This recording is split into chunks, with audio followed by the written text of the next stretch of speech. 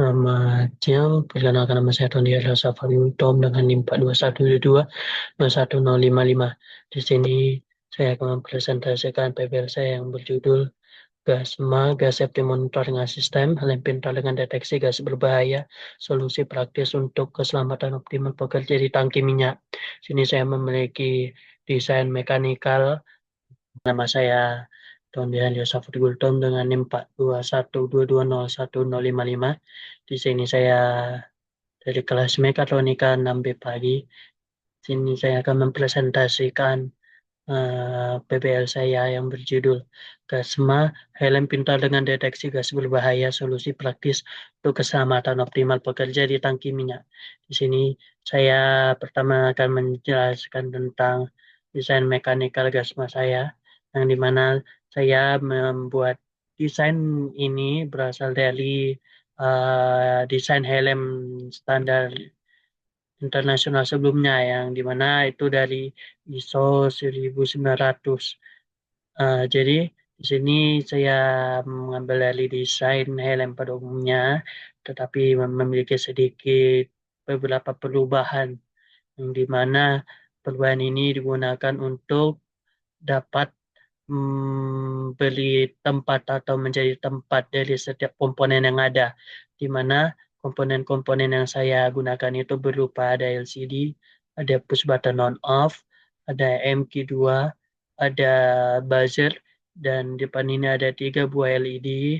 Terus di samping kiri ini ada GPS Neo, ada DHT22, juga di atas ini, sorry lupa saya menaruh LCD. Lalu juga di samping kiri ini saya menggunakan ada LED, sorry, ada baterai indikator. Di belakang ini saya gunakan untuk penyimpanan baterainya. Lalu di sekeliling ini saya kelilingi dengan pipa atau selang juga bisa. Lalu ini saya akan menjelaskan mengapa saya melakukan perubahan. Sebenarnya kami, saya dari kelompok kami melakukan perubahan seperti ini. Mengapa dari kanan kiri ada, depan belakang ada, itu kami mengikuti konsep namanya itu kestabilan posisi atau yang namanya itu center of gravity. Di mana itu center of gravity itu kayak mentitik beratkan di tengah. Jadi gravitasinya itu tidak berat sebelah kanan kiri atau berat depan belakang. Eh, di sini kami desainnya ini menggunakan tali juga untuk sebagai ruang atau ya ruang masuknya udara agar kepala ketika memakai helm ini tidak kepanasan. Jadi sebelumnya saya akan menunjukkan referensi atau standar helm pada umumnya sebelum diedit. Jadi helm kami itu dari sini ambilnya, yang dimana ukuran kepalanya itu, ukuran untuk bentuk kepalanya itu, untuk lingkar kepalanya itu 52 sampai 63, atau juga bisa disesuaikan. Lalu untuk ke sorry, ukurannya itu dari 30 kali 22 kali 19 cm, di mana itu kami ambil dari standar dari ISO 9001 tahun 2015. Jadi kami mengambil referensi helm dari sini, tetapi ya saja kami mengambil sedikit perubahan, mengedit sedikit perubahan dari helmnya. Seperti yang bisa um, penonton lihat, helm yang kami desain itu seperti ini. Lalu di sini kami juga akan membahas elektrikalnya, yaitu di mana desain kami memakai satu komponen itu, yaitu di modul charger yang dimana digunakan untuk mencharger baterai ini. Lalu baterai ini digunakan untuk menghidupkan seluruh rangkaian komponen ini. Lalu kami juga menggunakan MQ2, di mana MQ2 ini kami gunakan untuk mendeteksi gas atau asap atau juga beberapa macam gas seperti NaCl dan H2S. Terus di sini kami menggunakan LCD OLED yang di mana ini untuk dayanya ini tidak terlalu banyak memakan daya, juga murah. Selanjutnya di sini kami menggunakan DHT22. Mengapa kami menggunakan DHT22? Di mana DHT22 ini merupakan sensor yang lebih akurat daripada DHT11. Gitu. Jadi kami juga menggunakan buzzer yang dimana buzzer ini untuk mengirimkan pemberitahuan berupa suara ketika suhu atau gas mendeteksi di atas batas normal atau abnormal, maka buzzer ini akan bunyi. Sini kami menggunakan ESP32 sebagai microcontroller atau penggerak dari semua rangkaian ini. Lalu di sini kami menggunakan GPS Neo 6, di mana GPS Neo 6 ini digunakan untuk mengirimkan lokasi secara langsung. Jadi di tampilan websitenya juga akan menampilkan lokasi secara langsung pengguna helm. Terus di sini kami juga menggunakan indikator baterai yang dimana digunakan untuk dapat mengetahui berapa isi baterai yang ada. Terus di sini gue juga akan menggunakan push button eh, on off yang dimana push button on off ini digunakan untuk menghidup dan mematikan seluruh rangkaian komponen ini. Terus di sini kenapa saya menggunakan eh, mengapa sensor gasnya ini kan saya taruh di depan itu sip kerjanya itu agar uh, asap atau gas yang terdeteksi itu lebih akurat karena pada dasarnya gas atau asap itu yang datangnya itu yang akurat diukur itu berada di depan. Terus bus buttonnya juga ditaruh di depan agar dapat memudahkan pengguna untuk menghidupkan dan mematikan eh, helm ini yang telah jadi begitu. Terus ini LCD yang mengapa taruh di depan agar antar pengguna helm ini dapat melihat langsung apa data suhu dan gas begitu. Selanjutnya di sini kami menggunakan GPS Neo dan di samping juga di HD22.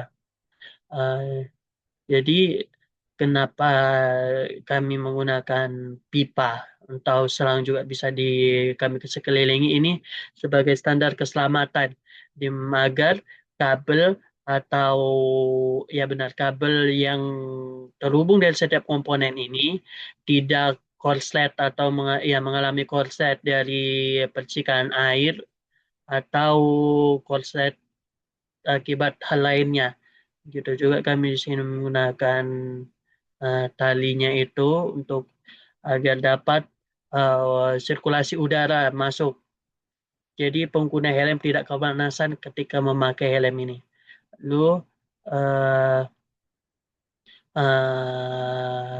baterainya kami menggunakan dua baterai. Lalu sorry di sini mungkin tidak kelihatan modul chargernya. Jadi modul chargernya itu berada tepat di samping baterai ini. Sorry saya tandain di samping baterai ini. Jadi itu konsepnya itu eh ya itu dia bikin pakai di sampingnya itu ditanamkan ke bawah bentuk itunya em, modulnya itu. Jadi seperti ini. Jadi untuk konektornya ini berada di bawah. Jadi saat charger itu dari bawah. Tuh. Selanjutnya mungkin itu saja presentasi dari saya. Apabila ada kesalahan kata, saya mohon maaf. Dan sekian dari presentasi dari saya. Terima kasih.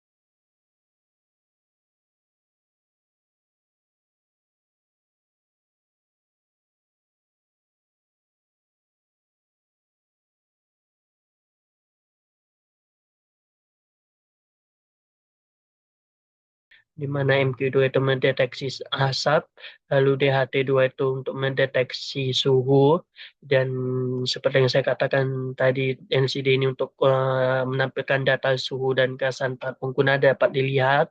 Selanjutnya di sini saya menggunakan GPS Neo untuk melacak lokasi secara langsung pengguna helm. Yang kedua di sini saya juga yang juga di sini kami memakai baterai untuk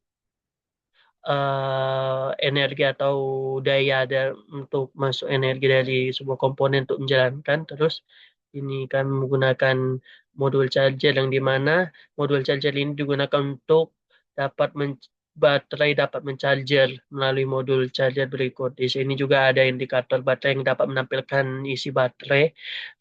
Juga kami menggunakan push button on off untuk menghidup dan mematikan seluruh rangkaian. Di sini yang terakhir kami menggunakan LED. Tiga buah LED ini gunanya untuk menandakan, yang merah ini menandakan batas abnormal, yang kuning ini menandakan batas sedikit ditoleransi, yang biru ini standar aman. Hmm, Di sini juga kami menggunakan buzzer, di mana buzzer ini menandakan uh, gas atau suhu yang terdeteksi itu abnormal, maka buzzer ini akan bunyi. Jadinya Jadi alasannya ini kami memang SP232 ini memang kami gunakan untuk mendukung IoT kami, yang dimana bisa menyambung langsung ke WiFi, dan prosesornya juga cepat. Selanjutnya MQ2-nya ini juga ini memiliki sensitivitas yang tinggi terhadap gas berbahaya, murah dan juga mudah dikalibrasi. Yang DHT2 ini kami gunakan karena lebih akurat dibandingkan DHT1111. Lalu kami juga menggunakan baterai 186550. Ini memiliki kapasitas besar dan juga bisa di-charge langsung. Selanjutnya di sini OLED LCD OLED display yang memiliki konsumsi daya rendah dan visibilitas tinggi. Oke, sekian presentasi dari PBL saya. Terima kasih.